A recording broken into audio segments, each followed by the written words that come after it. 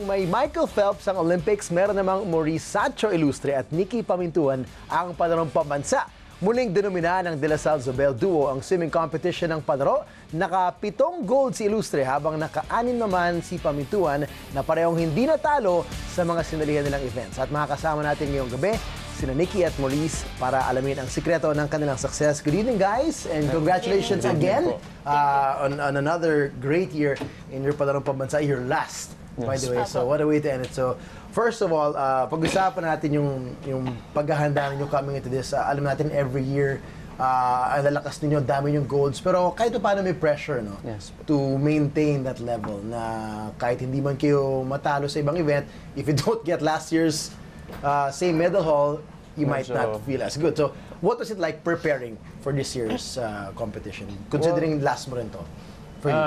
Yun nga po, nung nalaman namin na yung ano pa lang po, start pa lang po ng Palarong NCR po, end pala ng Palarong NCR, nung nalaman po namin na nag-qualify na po, yung the 2 months leading up to the Palarong Pambansa po, medyo nagdagdag rin po ng training, especially right nung nag-start po yung summer, nag-start na po yung twice a day namin, Tuesday and Friday, twice a day training po, yun po. So Twice a day talaga? Nag-step up talaga po yung training Okay. po. And for you, did you do the same? I know your teammates din sa Lasal Zobel, so ganun din katindi yung training mo leading up to the palaro. Ganun yun.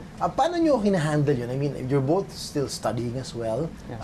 diba? So may school pa yun. Paano nyo nababalance yung schedule na yun? Considering yung demands ng training, parang mas malupit pa compared sa mga ibang professional athletes kasi sila once a day lang karamihan yung training, kayo twice a day pa. So how do you balance everything? Time management lang po. Okay. Like, before training, yung iba po, ginagawa na po namin yung mga homeworks. Okay. Then after training, dun din po namin agad ginagawa. Tapos, yun lang po, bawal parang gagawin lang po namin yung mga dapat. Wala po dapat extra kasi kailangan po namin tapusin yun within the day para kinabukasan, another bago na naman yung gagawin namin. Ini-imagine ko pala ngayon gano'ng katindi yung demands.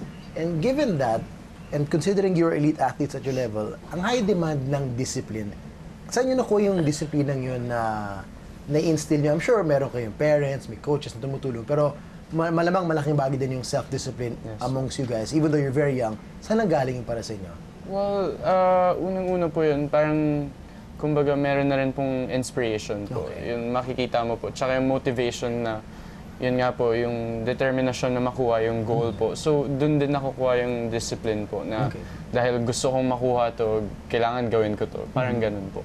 And would you say na, Nikki, maliban sa gold medals, goal nyo rin ang makapag-break ng records, which both of you did. You broke quite a few this last Palaro. Was that also one of the goals na hinahabol din ninyo? Opo, yun po.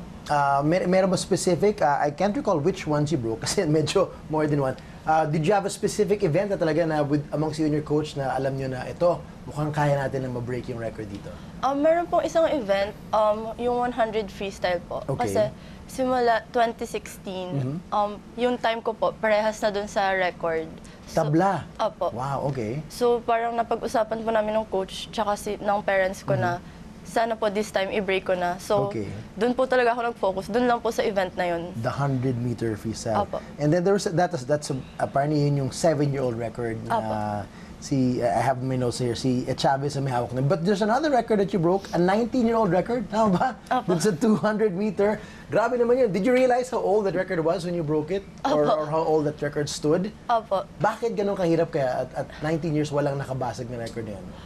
Kasi po, 200 freestyle, yung 200 meters po kasi, kailangan po parang alam nyo po yung kung saan kayo bibilis or basta may strategy po so, may kasi pag 200. halong burst of speed and may halong endurance dahil sa haba. Opo. Okay. So, kailangan ma-maintain mo po and dapat alam mo kung kailan ka mag-fast or kailan ka medyo maglalaylo ng konti. Kasi pag nagkamali ka, papangit yung results. Parang hindi aabot dun sa time. Galing. Okay, and then for you, Sacho, let me get this correct. You got the 100-meter, The 100-meter freestyle. 200-meter butterfly, and those are junior records as well. For you, was that you had a specific goal then na time na kailangan mong basagin? Was that part of your goal setting for this palaro? Well, especially po yung the 100-meter freestyle po. Kasi yun po, nung the previous palaro, yun ang parang hindi ko po siya nilalangoy. So it Okay. wasn't part of my events nung previous palaro po. And then I swam it this year po. And Okay. yun nga po, ang nakuha ko po yung target ko po, yun nga po, and then medyo nag-shave off po ako ng 2 seconds from the record po. I saw some of the reports of Diane when she was there covering guys, and na-amaze din ako na amongst your peers, may mga fans na rin kayo, amongst other swimmers. What does it feel like? I mean, it's something na kalabo mo sila, kalaro mo sila, and yet afterwards, they want to take pictures with you guys. Anong pakiramdam? Paano, nasasanay na ba kayo with the fame that comes with being a top athlete? Nikki, Well, ikaw, ladies first. Same pa rin po yung feeling. Okay.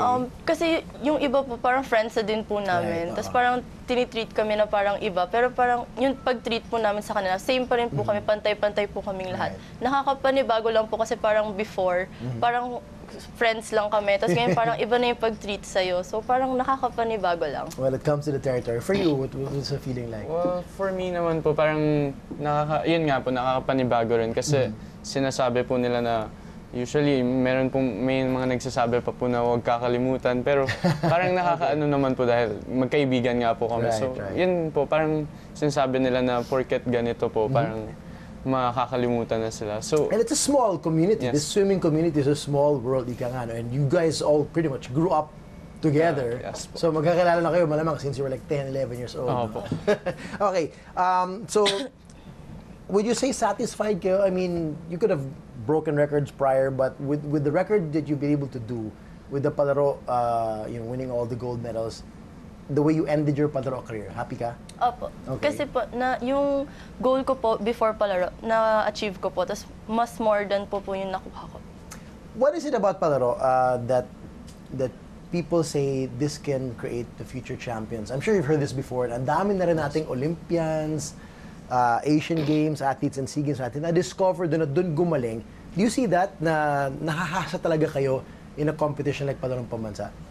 Well, yun nga po, nung right after this palaro, na-realize ko po na yun nga po, yung mga goal times ko po nakuha ko. And then na-realize ko po na, especially this palaro, because it was our last palaro nga po. Medyo na-realize ko na may potential talaga po. And then, yun nga po yung mga tao, yung mga audience na nanonood po, nakakatulong din po sila na makapush.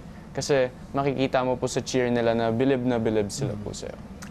I'm curious to find out what's the family support like. I mean, when you're a top athlete at your level and yet you're still a student, very crucial ang family support. What's it like for you in terms of how they support you, how they are with you all the way in your dreams of becoming one of the best in your sport?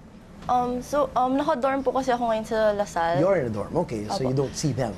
Opo. So, Okay. every weekends na lang po. Tapos, yung support po na binibigay nila, tuwing gabi po, lagi po kaming nagko-call, tapos tinatanong nila, how's your day? Okay. Tapos sinasabi ko po pag may problems ako, tapos everyday po ganun, hindi po nawawala yung... Yes. Opo. Tapos, pag may problem po ako, sinasabi ko kagad sa kanila, tapos binibigyan po agad nila ako ng advice. Tapos after nun, okay na po. So, kahit magkalayo po kami, nararamdaman ko pa rin po yung support and love po nila. And malaking bagay yun for you. Opo. Considering the fact na magkalayo nga kayo. So, Opo. kailangan nag-uusap everyday. For you, what you say is, gaano ka-crucial yung family support din sa'yo? Well, for me naman po, especially kasi yung dad ko po, siya rin po yung nagko-coach sa akin. Okay. And then my whole family talaga po is a family of swimmers po. Okay. So it really helps na sila yung nagbibigay kung kunyari yung may competitions po na kahit sino po yung kausapin ko, may masasabi po. So, and then yung school-wise nga po, kapag kasi ako rin po nagdo-dorm din po ako Also, okay. sa Lasal po. So, yun nga po, medyo hindi ko po sila nakikita over the weekdays po. Yun, pagka nakakauwi naman po ako, yun nakakawala ng stress na nakaka-relax po dahil yun nga po, kasama ko po sila, family time. Pangilan ka sa pamilya? Ako po yung bunso. So, may Yes. pressure ba to follow what your siblings have done or your dad has done as well in swimming? Well, yun nga po, yun yung kakaiba rin po sa family ko po. Kahit nasa ganitong level po, wala pa rin pong, kumbaga, sa kanila po nanggagaling yung pinakamababang pressure po. Parang, wala po silang binibigay, basta masaya ka, basta ikaw yung bahala sa ikaw yung nagbibigay ng effort. Basta nandun lang sila para mag-support Great. po. Now, what advice can you give to other athletes out there, whether swimming or ibang sport, na gusto nilang ma-attain yung success na nakukuha ninyo? Marami dyan, batang-bata pa lang tulad ninyo. Maybe 6 years ago, 17. you were dreaming to have this kind of success. Anong natutunan mo na mapapayo mo sa kanila na susi sa inyong tagumpay? Pag may goal ka po talaga, kahit gaano kahirap yung training or kahit gaano ka-strict yung mga parents mo or yung coaches, kailangan sundin po sila kasi yun lang po yung only way para unti-unti mong maabot yung dreams mo. And wag sila masyadong ma-pressure sa mga naririnig nila kasi ikaw naman mismo yung nakakaalam kung ano ba dapat yung tama or mali. Very well said. For you, Sacho? For me po, yung advice ko lang po is just be consistent po. There's laging magkakaroon ng ups and downs. Lahat kami, even I know na kahit yung mga professional athletes ngayon, dumaan din sila sa ups and downs. And yun talaga po yun, talagang part yun ng pagiging athlete, not just being a swimmer, but any kind of athlete po, pinagdadaanan yun. So just be consistent, go to training, study, sleep, ganun po. Kung ano po yung advice ng coaches, ng parents, ng mas nakakatanda, sundin lang. Galing. Well, very well said. Very mature already, both of you, from what you've been able to do. Congratulations once again, and we can't wait to see you graduate and move on to the UAP eventually soon. So, congrats again, guys, and we'll see you again. Salamat. Thank you po. Hi guys, keep watching The Score for the latest sports updates, and don't forget to subscribe to the ABS-CBN Sports in Action YouTube channel.